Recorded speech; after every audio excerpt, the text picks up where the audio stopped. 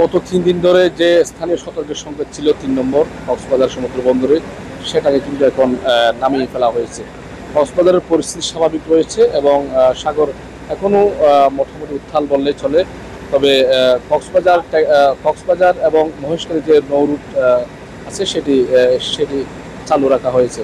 আমরা দাঁড়িয়ে আছি এই মুহূর্তে যে কক্সবাজার মহেশখালী যে নৌ রুট, যে সি ট্রাক রয়েছে, সেই সি ট্রাকের উপরে আপনারা দেখতে পাচ্ছেন যে সকাল থেকে কিন্তু সি ট্রাক চলাচল শুরু করছে। এবং আপনাদেরকে যেমনটি বলছিলাম যে গত 3 দিন ধরে কক্সবাজার, চট্টগ্রাম, পায়রা, মংলা ও সমুদ্র বন্দরকে 3 নম্বর স্থানীয় সতর্ক সংকেত দেখা যেতে বলা হয়েছিল আবহাওয়া অধিদপ্তর। তবে সেই সুবাদে কক্সবাজারের সমুদ্র কিন্তু উত্তাল ছিল গতকাল থেকে।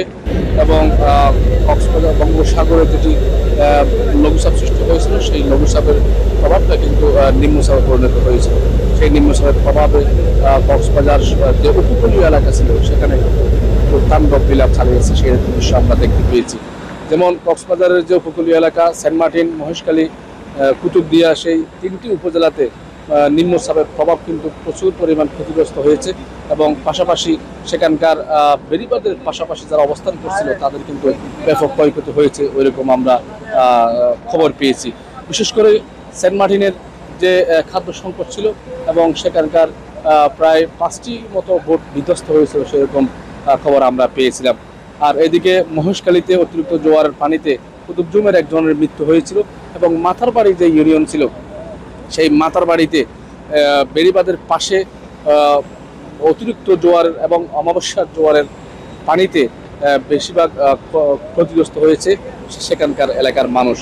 বিশেষ করে কুতুবদিয়া যে সাগরের বেষ্টিত এবং সাগরের পাশাপাশি যে বেড়িবাঁধ ছিল, এবং সেই বেড়িবাঁধ ভেঙে, অর্থাৎ যেখানে বেড়িবাঁধের খোলা বেড়িবাঁধ ছিল এবং ভাঙা বেড়িবাঁধ দিয়ে পানি ঢুকে জোয়ারের এবং অমাবস্যার জোয়ারের পানি ঢুকে ব্যাপক ক্ষয়ক্ষতি হয়েছে এবং কয়েকটি গ্রাম প্লাবিত হয়েছে। যেমন আলিয়াকবটেল ইউনিয়ন যে বায়ুবিদ্যুৎ এলাকা, সেই বায়ুবিদ্যুৎ এলাকার আলিয়াকবটেল ইউনিয়নের সেই গ্রামগুলো প্লাবিত হয়েছে। তাবলচ্ছর, হারপাড়া ইত্যাদি এইরকম বেশ কয়েকটি গ্রাম প্লাবিত হয়েছে। আবার অন্যদিকে মহেশখালী উপজেলার কুতুবজুম ইউনিয়ন এবং মাতারবাড়ি ইউনিয়নের প্রায় 20টি মতো গ্রাম প্লাবিত হয়েছে। সেন্ট মার্টিনে অর্ধশত গ্রাম প্লাবিত হয়েছে এবং বেশ কয়েকটি ঘরবাড়ি বিধ্বস্ত হয়েছে এবং প্রায় 5টি মতো নৌকা বিধ্বস্ত হয়েছে, ওইরকম আমরা দৃশ্যপট দেখতে পেয়েছিলাম গত যে নিম্নচাপের প্রভাবে। আপনার এদিকে যে কুতুবদিয়া উপজেলা ছিল বঙ্গোপসাগরের মাঝখানে অবস্থিত, সেই কুতুবদিয়ার লবণবাহী ট্রলার, কুতুবদিয়া যে লবণ উৎপাদন হয়েছিল, সেই লবণ উৎপাদনকে তারা লবণ বিক্রি করার জন্য যে লবণবাহী ট্রলার, সেই ট্রলারগুলো খুলনায় যাওয়ার পথে প্রায় 2টি ট্রলার ডুবে গিয়েছিল নিম্নচাপের প্রভাবে। সেখানকার মালিকরা, ট্রলারের মালিকরা হাতিয়া থানায় একটা সাধারণ ডায়েরি করা হয়েছিল।